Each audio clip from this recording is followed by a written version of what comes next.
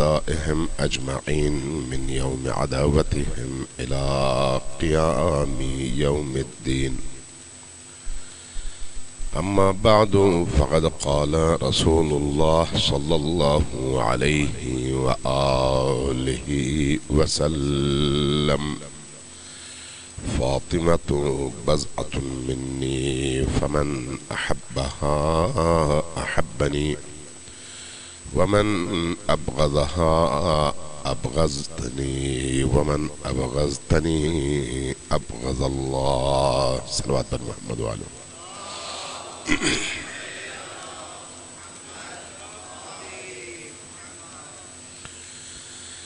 اللہ تبارک و تعالی حضرت سیدہ کائنات صدیقی کبریٰ زہرائے اطہر سلام اللہ علیہا کی شہادت کے ان ایام میں آپ کی عبادات کو، آپ کی ریاضت کو، آپ کی عزاداریوں کو اپنی بارگاہ میں شرف قبولیت عطا فرمائے۔ یہ ایام چونکہ اس عظیم ترین ہستی سے منسوب ہیں، اور وہ ہستی نبی کریم کے بعد امیر المؤمنین کے ساتھ اس عالم کی برترین ہستیوں میں سے ایک برتر ہستی ہے۔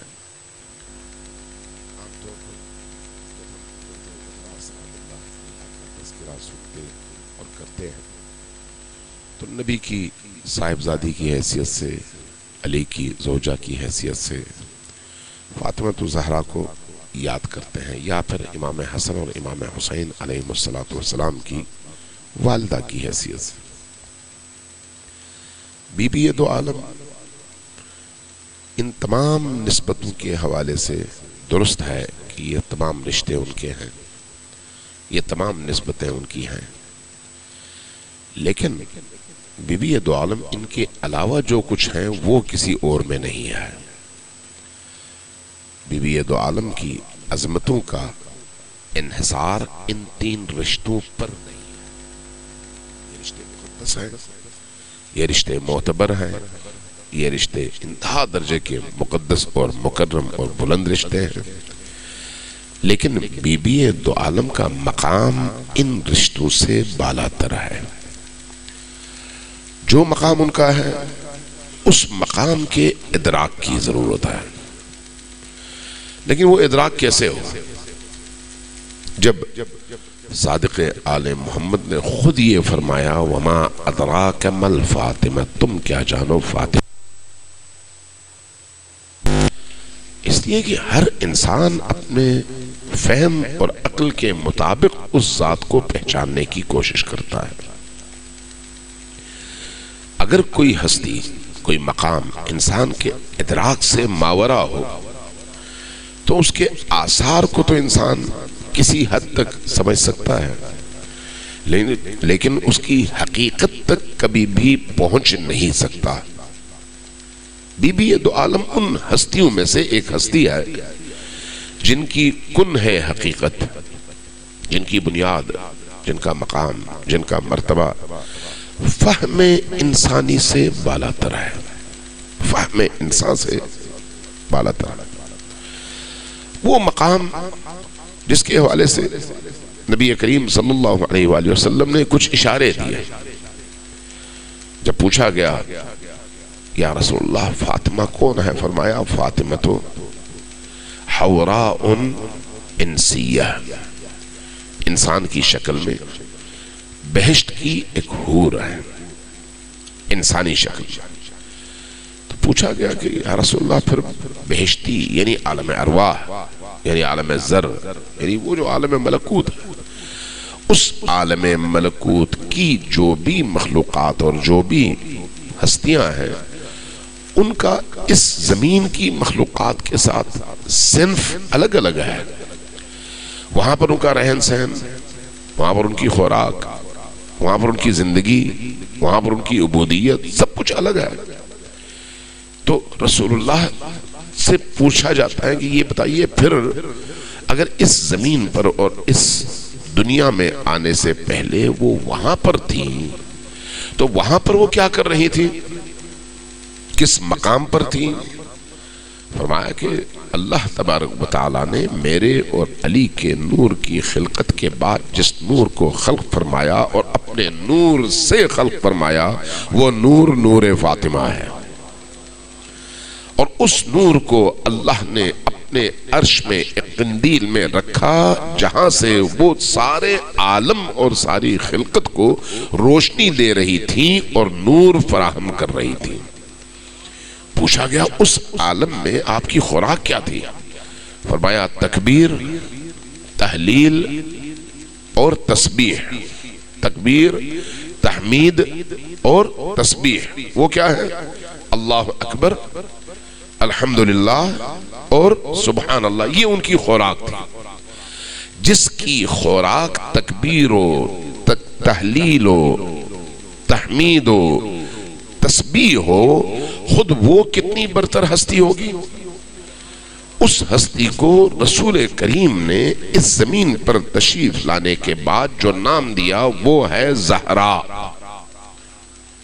فاطمہ ایک نام ہے، دوسرا نام زہرا ہے۔ زہرا کیوں ہے؟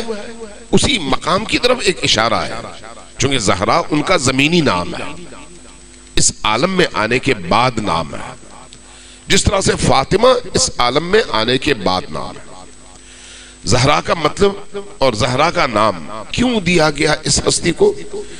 اس لیے کہ جب یہ ہستی محراب عبادت میں کھڑی ہو کر اللہ کی بارگاہ میں عبودیت اور بندگی بجا لاتی اور قیام و قعود و رکوع و سجود کے ذریعے سے اپنی بندگی کا اظہار فرماتی، تو اس موقع پر ان کے وجود کی اس دنیا میں نورانیت سے عرش کی مخلوقات کو روشنی ملتی، عرش کی مخلوقات کو۔ صلوات بجیے اور محمد وآل محمد۔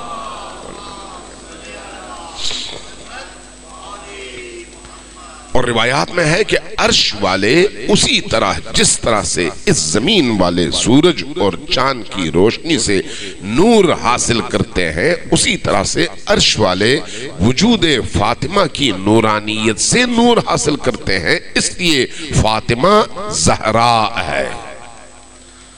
اندازہ لگا لیں گے کیسی شخصیت ہے، کیسا مقام ہے۔ ہماری عقلیں اس مقام کے ادراک سے قاصر ہیں، اس مقام کے ادراک سے قاصر ہیں۔ اللہ تبارک و تعالیٰ نے اس ہستی کو اس زمین پر اپنی رحمت کا مظہر بنا کر بھیجا ہے، اس زمین پر مظہر بنا کر۔ زمین پر مظہر بنا کر کا مطلب کیا ہے؟ کیسے مظہر بنایا ہے؟ اللہ کو ہم تقریباً 99 ناموں سے پکارتے ہیں، جو قرآن کریم میں بھی ہے اور دعاؤں میں بھی ہے، مناجاتوں میں بھی ہے، جس کو ہم اسماء حسنہ کہتے ہیں۔ انہی اسماء حسنہ کو جب آگے جا کر مختلف شاخوں میں تقسیم کیا جاتا ہے تو وہ 1000 بن جاتے ہیں اسماء۔ ان اسماء کے مجموعے کو کیا کہا جاتا ہے؟ دعائے جوشن کبیر، 1000 اسماء۔ یہ 1000 اسماء وہی ہیں جو بدر کے میدان میں اللہ تبارک و تعالیٰ نے رسول کریم پر نازل کر کے فرمایا کہ ان اسماء کے ذریعے سے دعا مانگیے، اور اس کے نتیجے میں بدر کی کامیابی ان دعاؤں کے صدقے میں حضرت رسول خدا کو ملی۔ موضوع کیا تھا؟ اللہ کے اسماء۔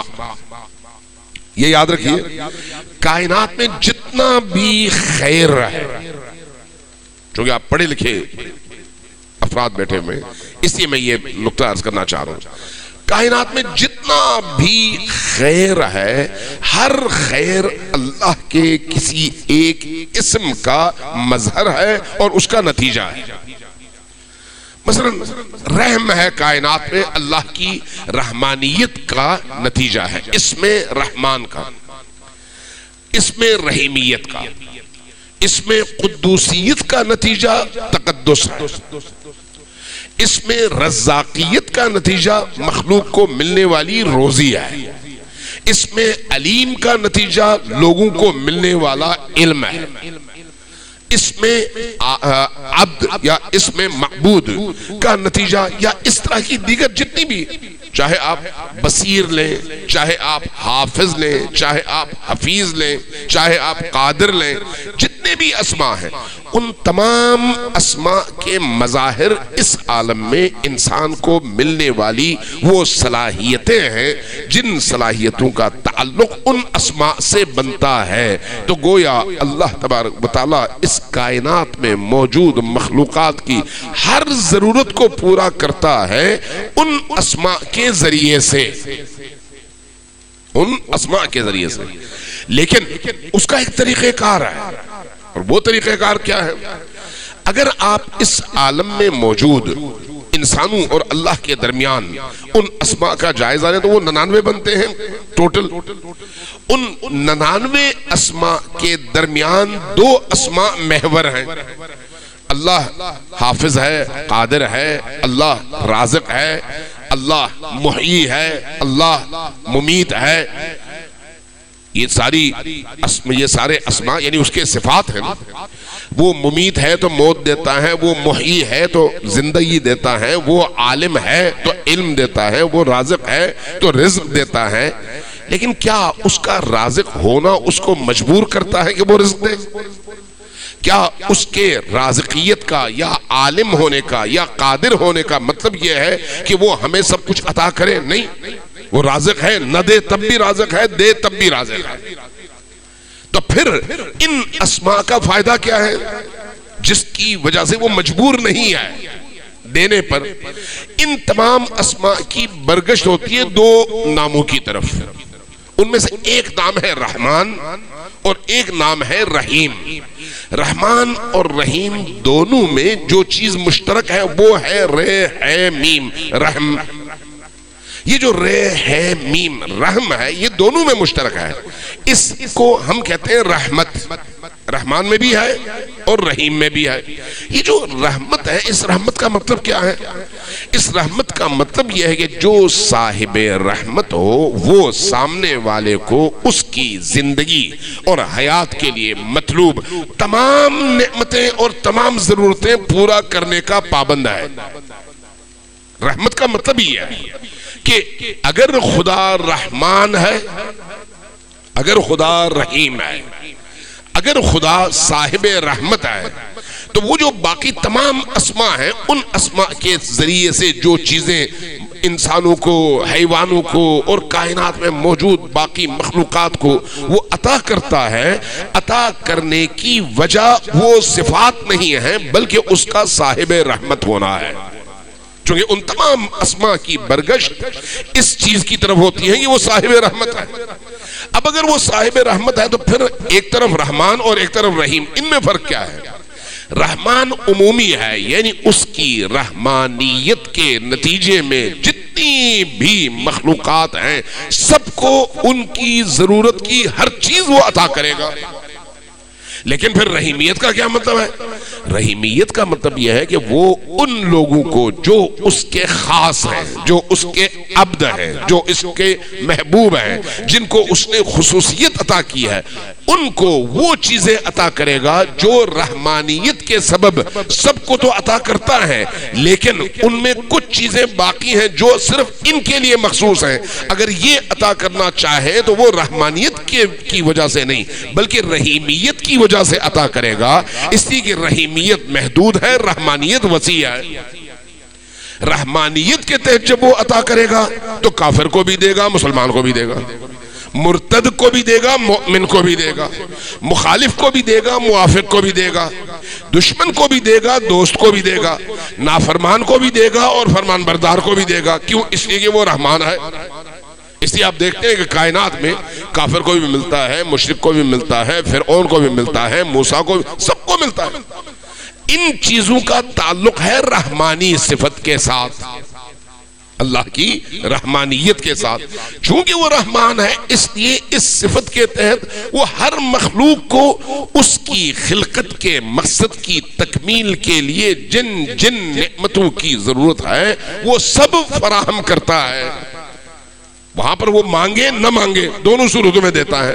مثلا ایک انسان کو مثال میں آپ لے لیں، ایک انسان چاہے وہ مسلمان ہو یا کافر، اس نے اپنی ناک اللہ سے مانگ کر نہیں لی، اللہ نے اس کو خود دیا ہے۔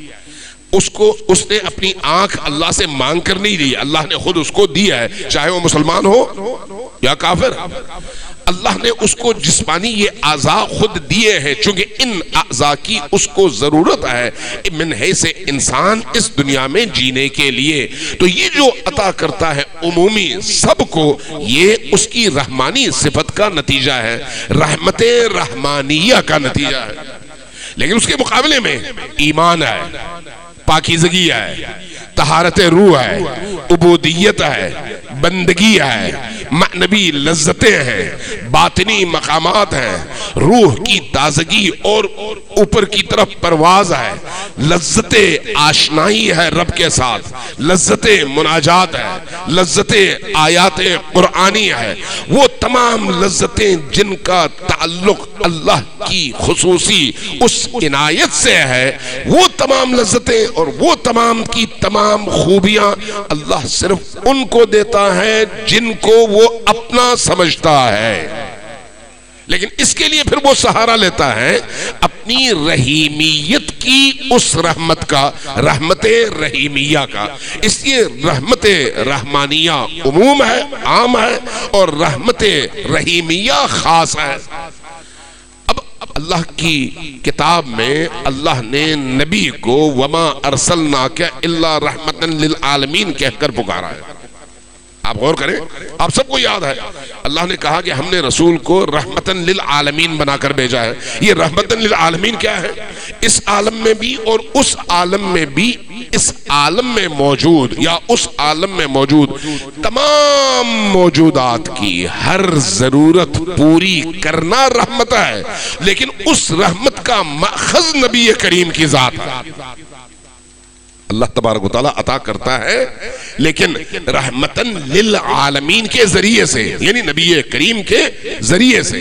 اب اگر نبی کریم کے ذریعے سے عطا کرتا ہے، چونکہ وہ خود جسم تو نہیں ہے، وہ کسی فرشتے کی مدد سے فرشتے کو خلق کرتا ہے، معمور کرتا ہے، کسی انسان کو خلق کرتا ہے، معمور کرتا ہے، اور اس کے ذریعے سے فیض انسانوں تک، حیوانوں تک، موجودات تک، مخلوقات تک پہنچاتا ہے۔ جیسے فرض کریں اگر کسی کو موت آتی ہے تو اگرچہ ہم کہتے ہیں اللہ ہی وہ ہستی ہے جو یہ وفا کرتا ہے، پوری طرح سے اٹھاتا ہے، کس کو؟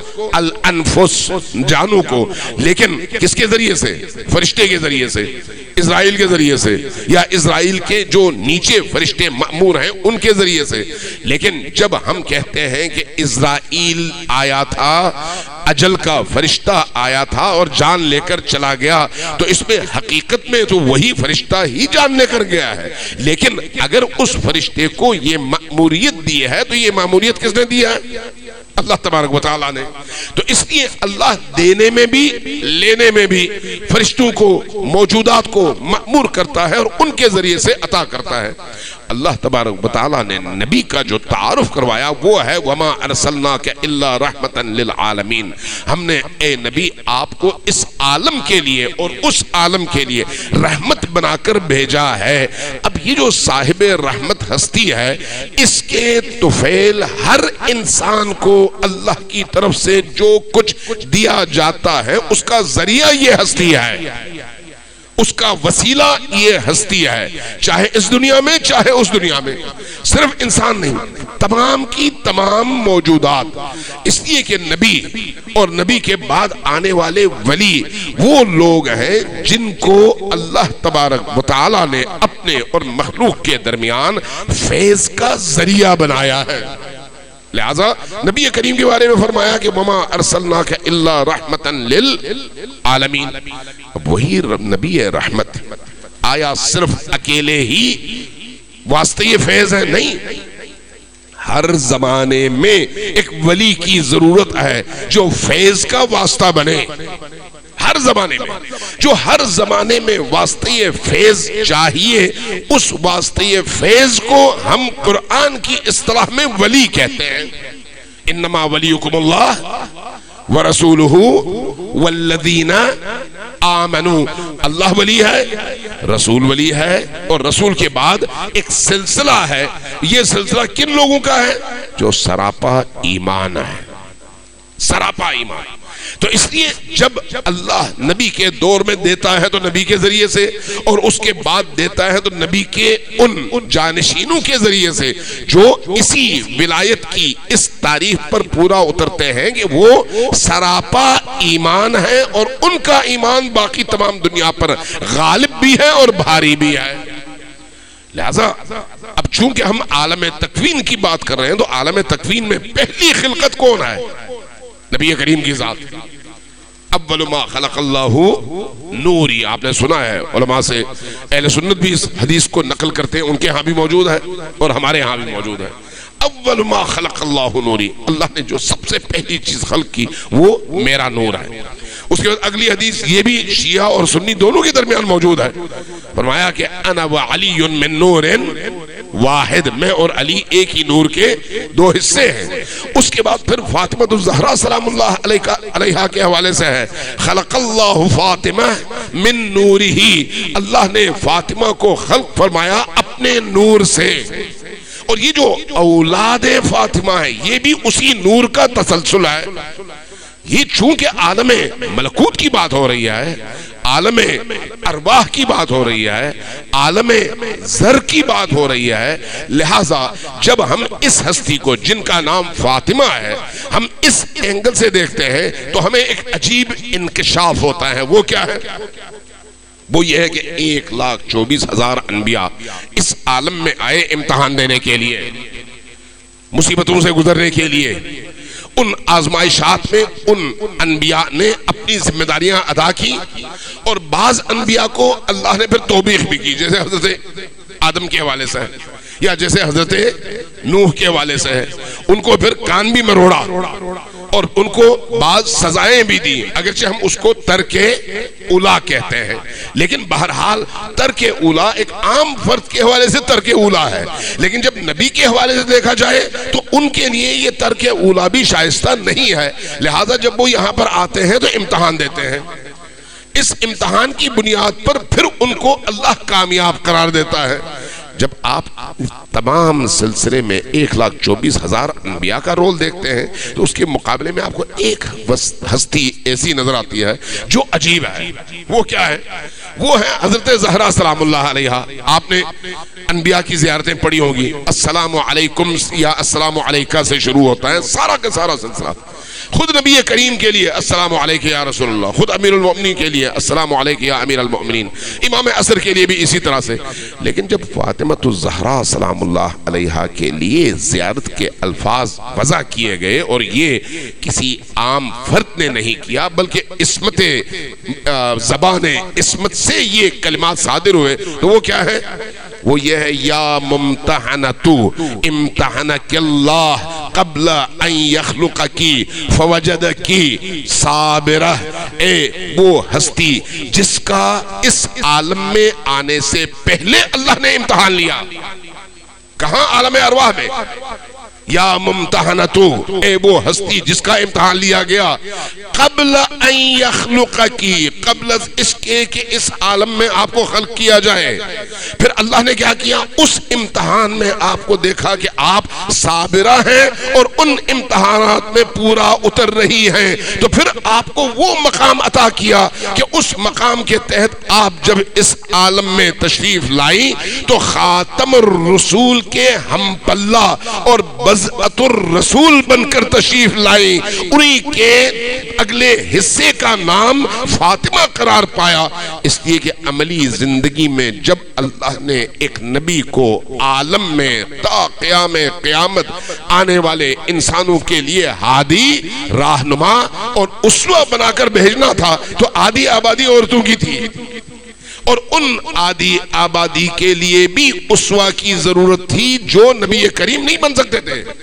یعنی اگر نبی کریم کو ایک خاتون کے لیے نمونہ بنانا چاہیں آپ، ایک ماں کے لیے نمونہ، ایک بیوی کے لیے نمونہ، ایک بیٹی کے لیے نمونہ، ایک بہن کے لیے نمونہ، تو آپ کو نبی کریم کی زندگی میں خاتون تو نہیں ہے، وہ مر رہا ہے، لہٰذا اس کو پورا کرنے کے لیے جس ہستی کی ضرورت تھی ان کے پاس اگرچہ نبوت نہ ہو لیکن عملی طور پر ان کو نبی کے ہم پلہ اور ہم منزل اور ہم رتبہ ہونا چاہیے تھا۔ لہذا جب فاطمہ الزہرا سلام اللہ علیہا کی بات آتی ہے تو آپ کو فاطمہ الزہرا سلام اللہ علیہا کے وجود میں وہ مقام نظر آتا ہے کہ نبی کریم اس مقام کی وجہ سے ان 18 سالوں میں جو حیات فاطمی کے ہیں، جب تک نبی خود زندہ رہے، اپنے عمل سے نبی کریم نے یہ ثابت کیا کہ یہ فاطمہ دوسروں کی طرح نہیں ہے، یہ بالکل ممتاز اور الگ تھلگا ہے۔ اس لیے آپ دیکھتے ہیں کہ نبی کریم کی بارگاہ میں جب یہی فاطمہ تشریف لاتی تو نبی کریم اپنی جگہ سے اٹھ کھڑے ہوتے۔ کیوں؟ کیا یہ اٹھ کھڑا ہونا ایک بیٹی کا احترام ہے؟ ہاں، بیٹی کا احترام تو ہو سکتا ہے، اگر ہو سکتا ہے تو پھر ہر بیٹی کا احترام ہونا چاہیے، اور اگر نبی کا عمل ہے تو پھر نبی کا عمل تو سنت ہونا چاہیے، ہے یا نہیں؟ تو کیا کبھی آپ نے کسی وہابی سے، کسی دیوبندی سے، کسی بریلوی سے، کسی شیعہ سے، کسی حدیث میں، کسی آیت کی شرح میں یہ بات سنی کہ اپنی بیٹیوں کا استقبال اسی طرح کرو جس طرح سے رسول کریم کیا کرتے تھے؟ کہ رسول کریم اپنی بیٹی کے استقبال کے لیے کھڑے ہوتے تھے، چند قدم آگے بڑھتے تھے، بیٹی کو سینے سے لگاتے تھے، ان کا بوسہ لیتے تھے، پھر ان کے ہاتھوں کو چومتے تھے، پھر ہاتھ پکڑتے تھے، لاتے تھے، اپنی جگہ بٹھاتے تھے، خود سامنے بیٹھ جاتے تھے۔ تو یہ سارے کا سارا عمل سنت ہونا چاہیے، سنت نبی۔ لیکن کسی نے آج تک نہیں کہا کہ یہ سنت نبی ہے۔ کیوں؟ اس لیے کہ یہ بیٹی کا احترام نہیں ہے، یہ فاطمہ کا احترام ہے، یہ فاطمہ کا احترام ہے۔ اگر بیٹی کا احترام ہو تو نبی کی بیٹیوں کے حوالے سے عام طور پر مسلمانوں کے ہاں دو اقوال ہیں۔ ایک قول یہی ہے کہ 4 بیٹیاں تھیں، تو پھر باقی بیٹیوں کے ساتھ کیوں ایسا کوئی عمل نظر نہیں آتا؟ نبی کریم عادل ہیں، نبی کریم منصف ہیں، عدل کو ہم ان کے وجود سے سیکھتے ہیں۔ اگر وہ منصف اور عادل ہیں تو پھر ان کی زندگی میں باقی بیٹیوں کے لیے بھی وہ سارا احترام یکساں طور پر ہونا چاہیے تھا جو فاطمہ کے لیے ہے، لیکن ایسا نہیں ہے۔ یہ صرف خاص ہے فاطمہ الزہرا سلام اللہ علیہا کے لیے۔ اس لیے فرمایا وما ادراک مل فاطمہ، تم کیا جانو فاطمہ کیا ہے، تمہیں کیا معلوم فاطمہ کیا ہے۔ اس لیے حدیث صادقی بتاتی ہے ہمیں کہ جس طرح سے سورہ قدر میں تم قدر کی اس رات کو نہیں پہچان سکتے، اسی طرح سے تم فاطمہ کی ذات کو نہیں پہچان سکتے۔ اگر قرآن کی ان آیات کی تفسیر کا نبی جو پہلو ہے اس کو دیکھا جائے تو ائمہ ہمیں یہ سمجھانے کی کوشش کرتے ہیں کہ جس طرح سے لیلۃ القدر کا ایک ظاہر ہے قرآن میں، اسی طرح سے اس کا ایک باطن ہے قرآن میں، اس باطن لیلۃ القدر کا نام فاطمہ الزہرا ہے۔ حضرت فاطمہ الزہرا کا وہ مقام ہے۔ اس لیے ہم روایات میں دیکھتے ہیں، آپ نے یقیناً بہت مجلسیں سنی ہوں گی، کتابیں پڑھی ہوں گی ان ذوات مقدسہ کے حوالے سے، کبھی آپ نے یہ سنا یا پڑھا کہ نبی کے بعد امیر المؤمنین پر وحی نازل ہوئی ہو، فرشتہ اترا ہو، امام حسن پر فرشتہ اترا ہو، امام حسین پر فرشتہ اترتا ہو، امام زین العابدین پر یا الی آخر تمام ائمہ پر؟ کہیں ایسی کوئی روایت نہیں۔ کیوں نہیں ہے؟ اس لیے کوئی ایسا واقعہ ہوا نہیں ہے۔ لیکن نبی کریم کے بعد حضرت زہرا سلام اللہ علیہا جب تک زندہ رہی، روایات ہمیں کافی کی روایات ہیں، ہمیں بتاتی ہیں کہ نبی کریم کے بعد 40 دن تک فرشتہ اترتا رہا اور اللہ کا پیغام فاطمہ کو پہنچاتا رہا۔ کون سا مقام ہے یہ؟ نبی نہیں ہے وہ، لیکن نبی نہ ہونے کے باوجود اس مقام کی حامل ہستی ہے، اس مقام کی حامل ہستی۔ اب وہ جو فرشتہ اترتا تھا، کیوں اترتا تھا؟ اللہ کی طرف سے پیغام لے کر۔ اللہ کی طرف سے جو پیغام لے کر فرشتہ اترتا تھا تو کون سا پیغام تھا؟ اگر آپ ائمہ سے پوچھیں، ائمہ کے کلام میں آپ اگر تلاش کریں تو عجیب و غریب چیزیں سامنے آتی ہیں جو عام طور پر ہم جن کی طرف توجہ نہیں دیتے. ان 12 کے 12 ائمہ کی زندگیوں میں جھوٹے مدعیوں کی بھی کوئی کمی نہیں آئی. کوئی آیا نبوت کا جھوٹا دعویٰ کیا، کوئی آیا امامت کا جھوٹا دعویٰ کیا. بعض لوگ اہل البیت کی اولادوں ہی میں سے اٹھتے تھے، کہتے تھے کہ ہم امام ہیں.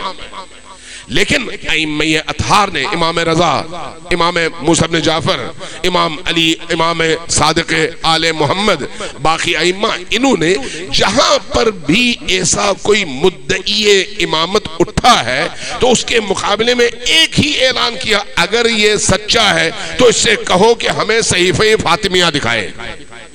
صحیفہ فاطمیہ کیا ہے؟ وہی الفاظ، وہی جملے، وہی پیغام جو فرشتہ لے کر حضرت زہرا سلام اللہ علیہا پر اترتا. حضرت زہرا سلام اللہ علیہا فرشتے سے سنتی، سننے کے بعد اپنی زبان سے بیان کرتی. جب آپ بیان کرتی، علی ایک کونے میں بیٹھ کر اس کو املا کرتے اور لکھتے. علی کاتب تھے، فاطمہ بیان کرتی، اور فاطمہ کو سنانے والی ہستی فرشتہ ہوتا اللہ کی طرف سے. اور یہ جو مجموعہ تیار ہوا، اس طرح سے فرشتے اور حضرت فاطمہ کے درمیان مکالمے کی صورت میں، اس کو کہا گیا صحیفہ فاطمیہ. صحیفہ فاطمیہ خود ایک علم ہے، علم کا سمندر ہے. روایات ہمیں بتاتی ہیں کہ یہ امانت ہے امامت کی. ہر امام کے پاس جو بھی امام بنتا ہے یہ امانت اور یہ وراثت اس کے ہاتھ میں ہوتی ہے. اس لیے جب کوئی کسی آیت کی تشریح پوچھتا، تفسیر پوچھتا، حکم پوچھتا جو احادیث میں آپ کو نہ ملے تو ائمہ اٹھتے، نکالنے کے بعد اس کو کھولتے، پھر اس میں سے وہ باب نکالتے اور اس میں سے حکم نکال کر بتاتے کہ آیت کا مفہوم یہ ہے، پیغام یہ ہے اور اس کا حکم یہ ہے. کہاں سے آپ نے لیا؟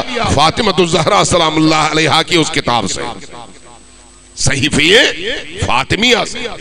اس لیے بعض اوقات غالباً امام صادق کے حوالے سے ہے کہ جب کسی نے دعویٰ کیا کہ میں امام ہوں تو آپ نے فرمایا کہ اس سے کہو کہ صحیفہ دکھائے، ورنہ آئے میرے پاس میں دکھا دیتا ہوں. اور صحیفہ کھولا اور پھر بتایا، کہا دیکھو اس میں علی کا نام ہے، حسن کا نام ہے، حسین کا نام ہے، زین العابدین کا نام ہے، باقر کا نام ہے میرے والد، لیکن اس کے بعد کسی اور کا نام نہیں ہے. اگر ہے تو میرا نام ہے. یعنی یہ جو ائمہ اطہار، امام حسن سے لے کر حضرت حجت تک، یہ جو ساری ہستیاں ہیں، ان کے ناموں کا صحیفہ فاطمیہ میں اندراج بھی امامت کی اس کڑی کو محفوظ رکھنے اور بیان کرنے کے لیے ایک ثبوت کے طور پر اس کتاب میں درج کر دیا گیا. یہ سارا کس کا فیض ہے؟ فاطمہ الزہرا سلام اللہ علیہا کا. بی بی دو عالم حضرت زہرا سلام اللہ علیہا کو صرف ایک خاتون کے طور پر نہ دیکھیں کہ وہ نبی کی بیٹی تھی. نبی کی بیٹی تھی لیکن اس کے علاوہ بہت کچھ تھی، بہت کچھ تھی. ہمارا وہم، ہماری عقلیں، ہمارے خیالات اس مقام تک پہنچنے سے قاصر ہیں جس مقام پر فاطمہ الزہرا سلام اللہ علیہا موجود ہیں. صلوات دیجیے بن محمد و آل محمد.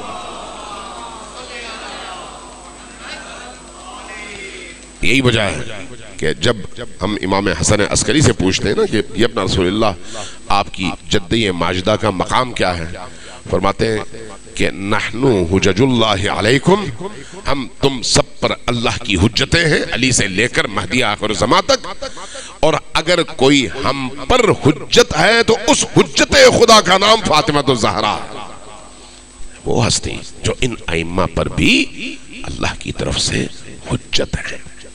وہ ہستی جن کے بارے میں روایات سے جو مفہوم سمجھ آتا ہے وہ یہ ہے، ان تمام ہستیوں میں محور والی ذات فاطمہ الزہرا سلام اللہ علیہا، محور ذات. آپ درود میں دیکھ لیں، دو طرح کے درود ہیں. ایک نبی کریم کے حوالے سے اللہم صلی علی محمد و آل محمد، اور دوسری فاطمہ کے حوالے سے. کسی اور کے حوالے سے آپ کو درود نہیں ملے گا. آپ کو کہیں پر امیر المؤمنین کے حوالے سے، امام حسن کے حوالے سے، امام حسین کے حوالے سے، باقی ہستیوں کے حوالے سے ان کو محور بنا کر درود کہیں پر بھی نہیں ملے گا۔ حدیث قصہ خود اس بات کی سب سے بڑی دلیل ہے کہ محور ذات فاطمہ الزہرا سلام اللہ علیہا ہے۔ جب کہا گیا اللہم صلی علی محمد و آل محمد، تو اس کے مقابلے میں دوسرا درود ہمیں پڑھایا گیا اللہم صلی علی فاطمہ و ابیہا و بعلہا و بنیہا و سر المستودع فیہا بعدد ما احاط بہی علمک۔ یہ دعا، یہ صلوات خود فاطمہ الزہرا سلام اللہ علیہا کی عظمتوں کے بیان کی ایک جھلک ہے۔ جو یہ موضوعات ایسے ہیں جو میں صرف اس وقت اشارے کرتے ہوئے گزر رہا ہوں، چونکہ ہر اس موضوع پر جتنی باتیں جملوں میں آپ کے سامنے عرض کی ہیں میں جب سوچتا ہوں دیکھتا ہوں کہ ایک ایک جملے پر پوری مجلس پڑھی جا سکتی ہے۔ اتنا میٹر اہل البیت کے مکتب میں ان حوالوں سے حضرت زہرا کے مقام اور ان کی منزلت کے حوالے سے موجود ہے۔ بی بی دو عالم سلام اللہ علیہا اپنے مقام کے اعتبار سے دیکھیے کتنی عظمت پر ہیں کہ نبی کریم نے ان کو مختلف ناموں سے پکارا ہے، مختلف ناموں سے۔ فاطمہ ایک نام ہے، زہرا ایک نام ہے، عابدہ ایک نام ہے، حورا ایک نام ہے، زکیہ ایک نام ہے، راضیہ ایک نام ہے، مرضیہ ایک نام ہے۔ کتنے نام ہیں؟ کیا یہ نام شوقیہ رکھے گئے ہیں؟ نہیں، شوقیہ نہیں ہے۔ پھر کس لیے رکھے گئے؟ ہر نام کے پیچھے جو حکمت اور علم، معرفت، خصوصیات، کمالات، فضائل کا ایک سمندر ہے، وہ سمندر اس ذات میں موجود ہے، اس لیے ان کو اس نام سے ملقب کر کے پکارا گیا ہے۔ فاطمہ الزہرا سلام اللہ علیہا، جیسے میں نے بھی زہرا کے والے دو جملے کہے صرف، ورنہ خود اسی زہرا پر ایک پوری مجلس پڑھی جا سکتی ہے کہ زہرا کیا ہے۔ خود فاطمہ نام، فاطمہ کیا ہے؟ صرف ترجمہ اگر دیکھیں نا، فطمت، اس کی شرح میں کہا گیا ہے فطمت، بچا لیا گیا ہے کس کو؟ من تبعہا، جس نے ان کی اتباع کی، من اتبعہا، جس نے ان کی اتباع کی، ان کے پیچھے چلا، کس سے؟ من النار، آگ سے جن کو بچا لیا گیا ہے، اور بچانے والی ذات فاطمہ ہے۔ یعنی گویا فاطمہ کو فاطمہ کہنے کی وجہ یہ ہے کہ وہ مخلوقات کے درمیان ان لوگوں کو جن کے دلوں میں فاطمہ کی محبت ہو، ان کو آگ سے بچانے کا سبب ہے۔ اسی طرح سے باقی ان کے نام، راضیہ اسی طرح سے، مرضیہ اسی طرح سے، بطول اسی طرح سے، عذرا اسی طرح سے، حورا اسی طرح سے، زکیہ اسی طرح سے، یعنی ہر ایک پر پوری مجلس پڑھے حق ادا نہیں ہوتا۔ یہ میں مبالغتاً نہیں کہہ رہا۔ اگر کبھی آپ کسی پڑھے لکھے عالم کو بلا لیں اور ان سے کہیں کہ ایک اشرا صرف اسماء فاطمہ پر آپ پڑھ دیں، وہ آپ کو بتائے گا کہ بھئی کتنے عظیم نام اور ان ناموں کے پیچھے کتنا عظیم مفہوم اور پیغام پوشیدہ ہے، جس سے پتہ چلتا ہے کہ فاطمہ کا مقام کیا ہے۔ مثلا اللہ کو ہم اللہ کہتے ہیں جو تمام صفات کا مرکز ہے، اللہ کا نام، لیکن اس کو ہم رحمان کہتے ہیں۔ رحمان پر اشرا پڑھا جا سکتا ہے، رحیم پر اشرا پڑھا جا سکتا ہے، قادر پر اشرا پڑھا جا سکتا ہے، خالق پر اشرا پڑھا جا سکتا ہے، رازق پر اشرا پڑھا جا سکتا ہے، بصیر پر اشرا پڑھا جا سکتا ہے۔ جتنے بھی نام ہیں، کیوں؟ ان کے پیچھے مفاہیم کا ایک سمندر ہے۔ اسی طرح فاطمہ الزہرا سلام اللہ علیہا کے جتنے نام ہیں، ان ناموں میں سے ہر نام کے پیچھے معرفتوں کا ایک بے کران سمندر ہے، جس کو کشف کرنے کی، سمجھنے کی ضرورت ہے۔ جتنا ہم سمجھیں گے اتنا زیادہ اس ذات کی معرفت میں ہمارے وجود میں اضافہ ہوتا چلا جائے گا۔ صلوات بھیجیے بر محمد و آل محمد۔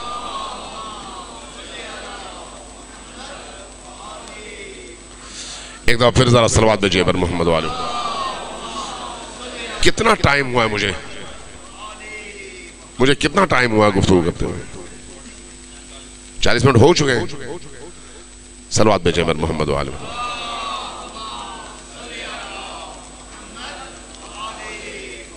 میں بس مختصراً 2 جملے مصائب کے عرض کروں گا، بہت لمبے نہیں، تاکہ سردی میں آپ زیادہ پریشان نہ ہو۔ ایک دفعہ پھر ذرا صلوات بھیجیے پر محمد و آل محمد.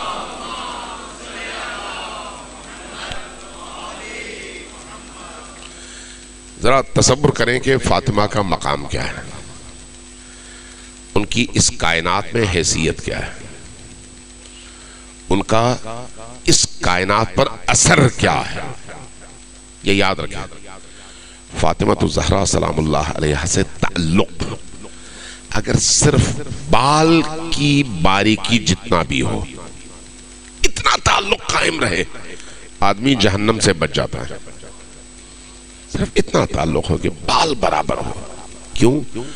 فاطمہ الزہرا ماں ہے، ام ہے. ماں کبھی بھی اپنے بچوں کو جہنم میں جلتا ہوا نہیں دیکھ سکتی، اور یہ وہ ماں ہے جن کی رضا کو رب نے اپنی رضا قرار دیا ہے، اور جن کے غضب کو رب نے اپنا غضب قرار دیا ہے. ان اللہ یرضا لرضا فاطمہ وَلْيَغْضَبْ لِغَضَبِ فاطمہ. ذرا آپ تصور کریں، اللہ جبار خالق، اس پورے عالم کا خالق، جس کا کسی مخلوق کے ساتھ کوئی مقایسہ نہیں ہے، کوئی مقابلہ نہیں ہے. مخلوق کیا بیچتی ہے، لیکن اس معاملے میں آ کر اللہ نے کہا اس عالم میں اگر میری رضا کا کوئی مظہر ہے تو وہ بھی فاطمہ ہے، اور میرے غضب کا کوئی مظہر ہے تو وہ بھی فاطمہ ہے. لہذا اگر کسی کا تعلق فاطمہ الزہرا سلام اللہ علیہا سے ہلکا سا بھی باقی رہے، یعنی اس کے اندر آل محمد کے لیے بغض نہ ہو اور فاطمہ سلام اللہ علیہا کے لیے اتنی محبت ہو کہ تعلق بس باقی رہے، بال برابر بھی، تو ایسا شخص بہرحال آخرکار جا کر نجات پا جاتا ہے. کیونکہ ہستی ایسی ہے جس کی رضا کو اللہ اپنی رضا قرار دیتا ہے. امام صادق علیہ السلام کی ایک روایت ہے، اور بڑی خوبصورت روایت ہے، بڑی خوبصورت روایت ہے. روایت کیا ہے؟ فرمایا اسی روایت کو آپ مصائب سمجھ لیں، اس سے زیادہ میں آگے نہیں بڑھوں گا چونکہ میرا اپنا سینہ بھی اس وقت بند ہے. فرمایا کہ جب قیامت کا دن ہوگا، عالم محشر جب برپا ہوگا، فرمایا تمام مخلوقات عرصے محشر میں جمع ہوں گی، حضرت آدم سے لے کر قیامت تک کی تمام مخلوقات. ذرا تصور کریں وہ دن جس کی مقدار اس دنیا کے 50,000 سالوں کے برابر ہو، ایک دن، اور انسان کو اس ایک دن میں صبح سے شام تک اس کڑکتی دھوپ کی تپش میں کھڑا رہنا پڑے. یہاں پر ایک دن وہ کھڑا رہ سکتا ہے؟ نہیں. وہاں پر کیا ہے؟ یہاں کے 50,000 سال کے برابر ایک دن ہے، یعنی 50,000 سال کھڑا رہے گا اگر اس دنیا کے دنوں کے حساب سے کھڑا رہے. تو عرصے محشر میں تمام مخلوقات جمع ہوں گی، حضرت آدم سے لے کر تا قیامت سب کے سب جمع ہوں گے. کچھ کا حساب کتاب ہوگا اور ان کو بہشت یا جہنم میں بھیج دیا جائے گا. باقی لوگوں کے مقدر کا فیصلہ ہونا باقی ہے. لوگ مضطرب ہیں، پریشان ہیں، تپتی دھوپ ہے، کڑی دھوپ ہے، تپش ہے، اور اضطراب ہے کہ بھئی ہمارے ساتھ کیا ہوگا، چونکہ یا جہنم ہے یا پھر جنت. اور اس اضطراب میں انسانوں کی کیفیت بدل جاتی ہے. فرمایا کہ اس کیفیت میں جب لوگ مضطرب اور پریشان ہوں گے تو نبی کریم پکاریں گے بیٹی فاطمہ کہاں ہو. جیسے ہی پکاریں گے ایک آواز ابھرے گی ہاتف غیبی کی، محشر والو اپنی نگاہیں جھکا لو، فاطمہ کی سواری آ رہی ہے. فاطمہ سلام اللہ علیہا تشریف لائیں گی. روایت کہتی ہے 70,000 فرشتوں کی جھرمٹ میں بی بی تشریف لائیں گی. 70,000 فرشتوں کی جھرمٹ میں. ایک روایت یہ کہتی ہے جب آپ تشریف لائیں گی نبی کریم کی بارگاہ میں کھڑی ہوں گی اور پکاریں گی بابا جان میں حاضر ہوئی ہوں، بتائیے آپ نے کیوں یاد فرمایا. فرمائیں گے بیٹی فاطمہ تم فاطمہ ہو، امت کے ان گناہگاروں کی شفاعت چاہیے، بتاؤ کیا لے کر آئی ہو. جیسے یہ سوال ہوگا سارا محشر اب مضطرب ہو کر سر اٹھائے گا، ہر ایک دیکھنے کی کوشش کرے گا کہ فاطمہ کیا فرماتی ہیں. تو کیا دیکھے گا؟ دیکھے گا کہ فاطمہ الزہرا سلام اللہ علیہا اپنی ابا کے اندر سے اپنے دونوں ہاتھ باہر نکالیں گی، اور جیسے یہ دو ہاتھ باہر آئیں گے سارا اہل محشر دیکھے گا نبی کریم سمیت کہ ان دو ہاتھوں میں دو کٹے ہوئے بازو لٹک رہے ہیں. جب ان دو کٹے ہوئے بازو پر نگاہ پڑے گی تو نبی کریم پکاریں گے بیٹی فاطمہ یہ کیا ہے؟ جواب ملے گا بابا میں کربلا سے اپنے بیٹے عباس کے کٹے ہوئے بازو لے کر آئی ہوں تاکہ اس امت کے ان گناہگاروں کی شفاعت ہو. امام صادق علیہ السلام ایک جملہ فرماتے ہیں کہ جب یہ منظر ہوگا اجازت ملے گی فاطمہ الزہرا آگے بڑھیں گی. اب محشر میں سے ایک ایک کر کے ہر اس شخص کو جس کے دل میں فاطمہ کا عشق، فاطمہ کی مودت، فاطمہ کی محبت ہوگی اس کو وہاں سے کیپچر کریں گی، اٹھائیں گی اور جنت کے اندر داخل کریں گی. روایت کی تعبیر یہ ہے کہ ایسے جیسے کوئی پرندہ بہت سارے دانوں میں سے اچھے دانے کا انتخاب کرتا ہے، اسی طرح فاطمہ بھی ان میں سے انہی کا انتخاب کریں گی جن کے دلوں میں فاطمہ کے لیے محبت ہوگی. اور اہل محشر دیکھیں گے جن کا انتخاب فاطمہ نے کیا ان کے ماتھے پر، پیشانی پر نور سے جلی حروف میں لکھا ہوگا ھذا محب فاطمہ، یہ فاطمہ کا محب ہے اس لیے جہنم سے بچ گیا اور جنت میں داخل ہو رہا. یہ فاطمہ کا مقام ہے، یہ فاطمہ کی عظمت ہے، یہ فاطمہ کی وہ اعلیٰ ترین منزلت ہے جو اس دنیا میں بھی کام آتی ہے اور اس دنیا میں بھی کام آتی ہے.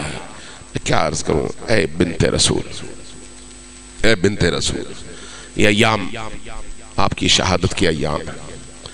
اس وقت اگر آپ کے گھر میں دیکھا جائے تو حسن، حسین، زینب، ام کلثوم یہ سب کے سب سوگوار بھی ہیں اور گریے میں مصروف بھی ہیں.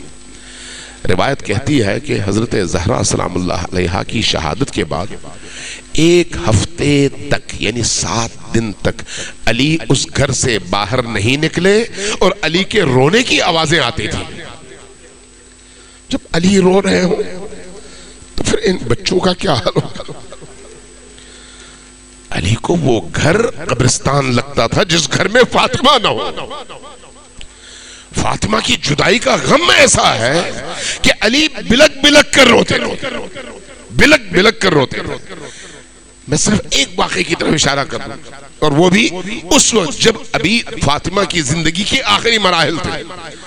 اسماء ابن بنت امیس کہتی ہیں کہ فاطمہ سلام اللہ علیہا نے ان کے چہرے پہ میں نے رونق دیکھی، بڑی تازہ دم تھی. میں نے پوچھا بی بی آج آپ بڑی صحت مند اور تازہ دم نظر آ رہی ہیں، لگتا ہے آپ کی صحت اچھی ہے. فرمایا کہ نہیں اسماء، درد مجھے بہت ہے لیکن آج دن وہ ہے جس میں میں نے پلٹ کر اپنے بابا سے جا کر ملنا ہے. جب یہ سنا تو اسماء کہتی ہے میں رو پڑی. اس کیفیت میں بی بی نے ایک کام کیا، کہا کہ بچوں کو لے آؤ. بچوں کو میں لے آئی. جب بچوں کو لے آئی تو ان بچوں کو بی بی نے خود غسل دیا، دھویا، غسل دیا، نئے لباس پہنائے اور اس کے بعد کنگھی کی میرے حوالے کیا اور اس کے بعد فرمایا کہ ان بچوں کو ذرا مصروف رکھو، میں جا رہی ہوں حجرے میں، کچھ دیر بعد آواز دینا، اگر جواب ملے تو ٹھیک ورنہ علی کو خبر کر دینا کہ فاطمہ چلی گئی. اسماء کہتی ہیں کہ میری عجیب حالت، ذرا آپ خود تصور کر لینا کہ آپ کی زندگی کی عزیز ترین کوئی ہستی کمرے میں بند ہو اور یہ کہہ کر بند ہو کہ بس کچھ دیر میں میں نے اللہ کی بارگاہ میں سفر کرنا ہے. جو لوگ زندہ ہیں اس انتظار میں ہیں کہ سامنے والی اس ہستی کی موت کب ہوتی ہے تو کس اضطراب سے انسان گزرتا ہے. اسماء کہتی ہے میں روتی رہی. کچھ دیر بعد میں نے دروازے پر دستک دی، آواز دی، جواب نہیں ملا. جب جواب نہیں ملا تو میں رو پڑی. روتے ہوئے میں نے حسن اور حسین کو بھیجا کہ جاؤ علی کو خبر کر دو کہ وہ تشریف لائیں. وہ دونوں گئے، مسجد میں پہنچے غلام کے ساتھ یا ملازم کے ساتھ. جب مسجد میں پہنچے روایت ایک جملہ نقل کرتی ہے کہ امام حسن مجتبی علی کے قریب گئے اور ایک جملہ کہا یا ابانا، یا ابانا قد ماتت امنا، ہماری والدہ مر گئی. جیسے یہ جملہ علی نے سنا تڑپ کر اٹھے، جیسے ہی اٹھے روایت کہتی ہے کہ آپ کے منہ سے ایک چیخ نکلی، پھر آپ زمین پر گر گئے اور اٹھ نہ سکے۔ جب علی اٹھ نہ سکے تو ساتھیوں نے اٹھایا، گھر لے آئے۔ جب گھر لا کر اندر گھر میں تشریف لے آئے تو اندر داخل ہوتے ہوئے علی سہارا لے رہے تھے، فاطمہ کے سرہانے تشریف لائے۔ اب بیٹھ کر آپ کی وصیتیں آپ نے سنی، میں مختصر کر رہا ہوں، وصیتیں سنی۔ اس کے بعد اسماء کہتی ہیں کہ جب فاطمہ الزہرا سلام اللہ علیہا کا انتقال ہو گیا اس عالم میں اور غسل کی نوبت آئی تو علی نے ان بچوں سے ایک جملہ کہا، بچوں تمہاری ماں کی وصیت یہ ہے کہ کوئی شخص ان کے جنازے میں شریک نہ ہو، اس لیے اونچی آواز سے نہ رونا تاکہ تمہاری آواز باہر نہ جائے، دوسروں کو پتہ نہ چلے کہ اس گھر میں موت ہوئی ہے۔ اب روایت کہتی ہے کہ یہ بچے کتنی عمر کے ہوں گے؟ کسی کی عمر 4 سال ہے، کسی کی عمر 5 سال ہے، کسی کی عمر 6 سال ہے، اس سے زیادہ کسی کی عمر نہیں ہے۔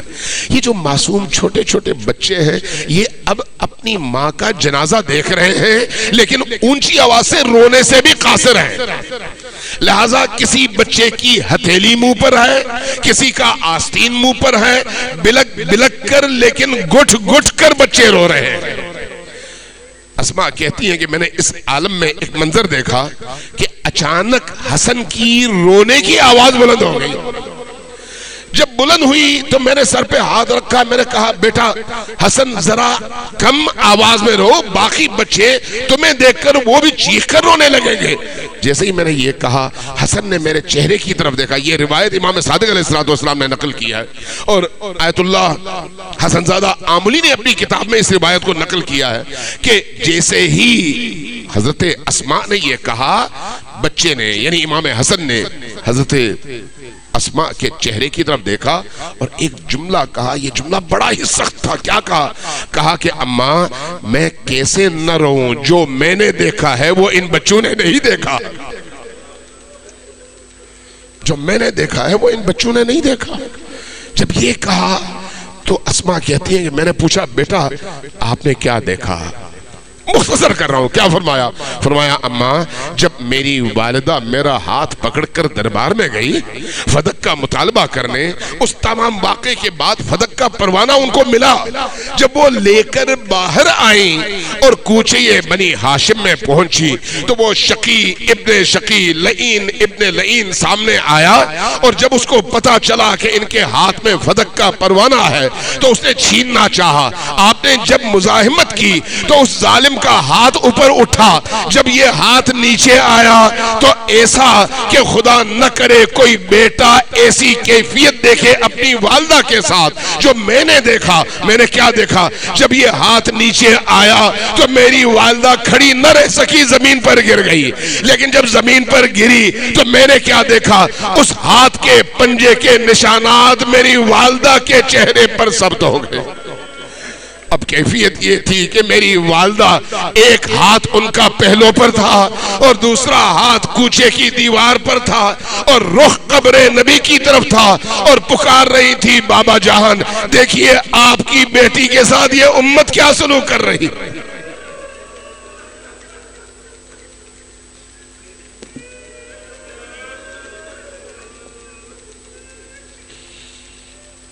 انا للہ و انا الیہ راجعون وسيعلم الذين ظلموا أي منقلب ينقلبون نسألك اللهم وندعوك باسمك العظيم الأعظم العظيم الأجل الأكرم۔ سب مل کر 10 مرتبہ اونچی آواز سے رب کو پکاریے، یا اللہ یا اللہ یا اللہ یا اللہ یا اللہ یا اللہ یا اللہ یا اللہ یا اللہ یا اللہ یا رحمان و یا رحیم یا مقلب القلوب ثبت قلوبنا علی دینک۔ خدایا ہماری اس قلیل عبادت کو اپنی عظیم بارگاہ میں شرف قبولیت عطا فرما۔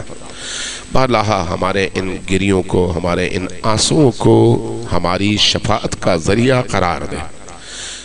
آمین کی آواز اونچی رکھیں، چونکہ ان راتوں میں خصوصاً آج جمعے کا دن تھا، یہ جمعے کے بعد کی شب ہے، دعائیں قبول ہوتی ہیں۔ خدایا ہماری ان دعاؤں کو مستجاب فرما، بالا ہمارے گناہوں کی مغفرت فرما۔ فاطمہ الزہرا سلام اللہ علیہا کے قلب مبارک کو ہم سے راضی فرما۔ اللہ جب تک جیتے ہیں علی کی راہ میں جینا نصیب فرما، مرنے لگے تو علی کی راہ میں موت نصیب فرما۔ اللہ ہمیں مجاہدانہ زندگی گزارنے کی توفیق عطا فرما، اللہ مجاہدانہ موت عطا فرما۔ اللہ بیماریوں کی موت سے، ایکسیڈنٹ